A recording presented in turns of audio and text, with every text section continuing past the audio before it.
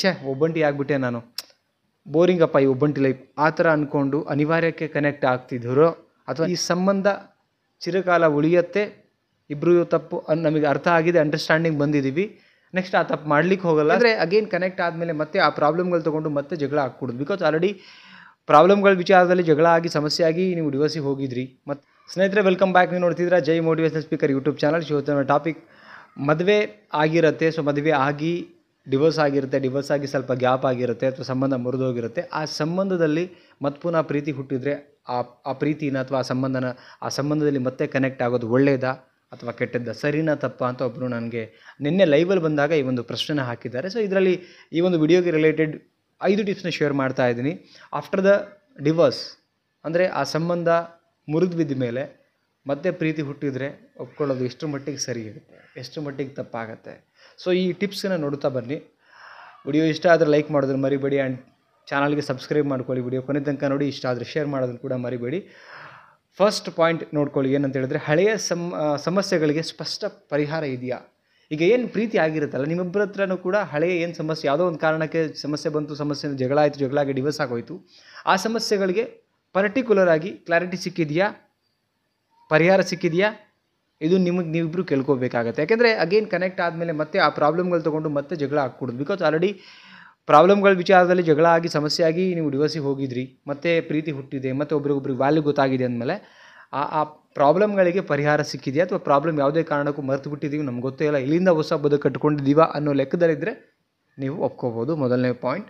Second point ನೋಡೋಣ, ಏನು ಅಂತ ಹೇಳಿದ್ರೆ ಪುನಃ ಸಂಬಂಧಕ್ಕೆ ನಂಬಿಕೆ ಇದೆಯಾ, ನಂಬಿಕೆ ಬಂದಿದೆಯಾ, ಒಬ್ಬರ ಮೇಲೆ ಒಬ್ಬರು ನಂಬಿಕೆ ಬಂದಿದೆಯಾ, ಈ ಸಂಬಂಧ ಚಿರಕಾಲ ಉಳಿಯುತ್ತೆ, ಇಬ್ಬರು ತಪ್ಪು ನಮಗೆ ಅರ್ಥ ಆಗಿದೆ, ಅಂಡರ್ಸ್ಟ್ಯಾಂಡಿಂಗ್ ಬಂದಿದ್ದೀವಿ, ನೆಕ್ಸ್ಟ್ ಆ ತಪ್ಪು ಮಾಡ್ಲಿಕ್ಕೆ ಹೋಗಲ್ಲ. ಸಪೋಸ್ ಆಗಿರೋ ತಪ್ಪುಗಳನ್ನು ಯಾವುದೇ ಕಾರಣಕ್ಕೂ ಕೆದಕಿ ಒಬ್ಬರಿಗೆ ಟಾರ್ಚರ್, ಹಿಂಸೆ ಆಗೋ ಥರ ನಾವು ಮಾತಾಡಲ್ಲ ಅಂತ ನಿಮ್ಮಿಬ್ಬರಿಗೂ ಅನಿಸಿದೆಯಾ, ಅಂಡರ್ಸ್ಟ್ಯಾಂಡಿಂಗ್ ಬಂದಿದೆಯಾ, ನೆಕ್ಸ್ಟ್ ಹೇಗಿರಬೇಕು ಅನ್ನೋ ಒಂದು ಥಾಟ್ ಪ್ರೊಸೆಸ್ ಆಗಲಿ ಅಥವಾ ಇಬ್ಬರದು ಒಂದು ಪ್ಲಾನ್ ಆಗಲಿ ಅದೆಲ್ಲ ಗಮನಕ್ಕೆ ಬಂದಿದೆಯಾ, ಇಬ್ಬರು ಡಿಸ್ಕಷನ್ ಮಾಡಿದ್ದೀರಾ.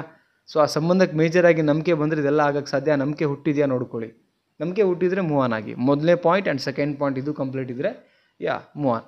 ನೆಕ್ಸ್ಟ್ ಪಾಯಿಂಟ್ ನೋಡೋಣ, ಏನು ಅಂದರೆ ಪ್ರೀತಿ ಇದೇನಾ ಆರ್ ಒಂಟಿ ಕಾಡ್ತಿದೆ ಬದುಕು, ಆ ಒಂದು ವಿಚಾರಕ್ಕೆ ಜಂಟಿ ಆಗ್ಲಿಕ್ಕೆ ಬಯಸ್ತಾ ಇದ್ದೀರಾ. ನಿಮ್ಮಲ್ಲಿ ನಿಜವಾಗ್ಲೂ ಪ್ರೀತಿ ಇದೆಯಾ ಒಬ್ರಿಗೊಬ್ರು.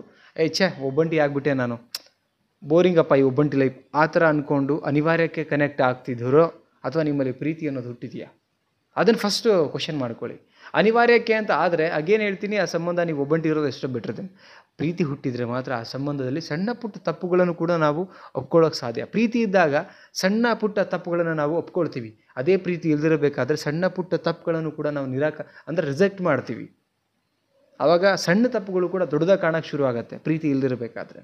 ಅದನ್ನು ಚೆಕ್ ಮಾಡ್ಕೊಳ್ಳಿ, ರೈಟ್. ಇದು ತುಂಬ ಮುಖ್ಯ ಆಗುತ್ತೆ. ಈಗ ಎಲ್ಲೋ ಒಂಟಿ ಆಗಿಬಿಟ್ಟಿದ್ದೀವಿ, ಜನ ಏನಂತಾರೇನೋ ಆ ಥರದ್ದೊಂದು ಫೀಲಿಂಗಿಗೆ ಸುಮ್ಮನೆ ಏನೋ ಒಂದು ಆಗಬೇಕು ಅಂತ ಆಗಕ್ಕೆ ಹೋಗಬೇಡಿ. ಅದು ಮತ್ತೆ ಪುನಃ ನಿಮ್ಮ ಸಂಬಂಧ ಪ್ರಾಬ್ಲಮ್ ಆಗಿ ಮತ್ತೆ ಡಿವೋರ್ಸಿಗೆ ಹೋಗುತ್ತೆ. ಸೊ ಒಂದ್ಸಲ ಆಲ್ರೆಡಿ ಡಿವೋರ್ಸ್ ಆಗಿರುತ್ತೆ ಆ ಒಂದು ಕಾರಣಕ್ಕೆ.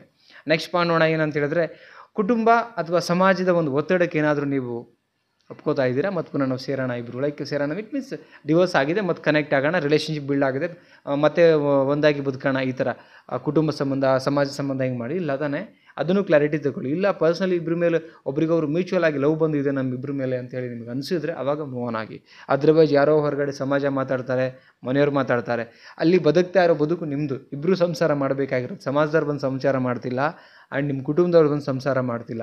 ಆ ಸಂಸಾರಕ್ಕೆ ಇಬ್ಬರು ಸಾರಥಿಗಳಿರೋದ್ರಿಂದ ನಿಮಗೆ ಕಂಫರ್ಟೇಬಲ್ ಇದೆಯಾ ಆ ಸಂಸಾರ ಮಾಡಲಿಕ್ಕೆ, ಒಬ್ಬರ ಮೇಲೆ ಒಬ್ಬರು, ಹಂಗಿದ ಮೇಲೆ ಮೂವ್ ಆನ್ ಆಗಿ. ಅದರ್ವೈಸ್ ಮೂವ್ ಆನ್ ಆಗಲಿಕ್ಕೆ ಹೋಗದೆ ಬೇಡಿ, ಓಕೆನಾ.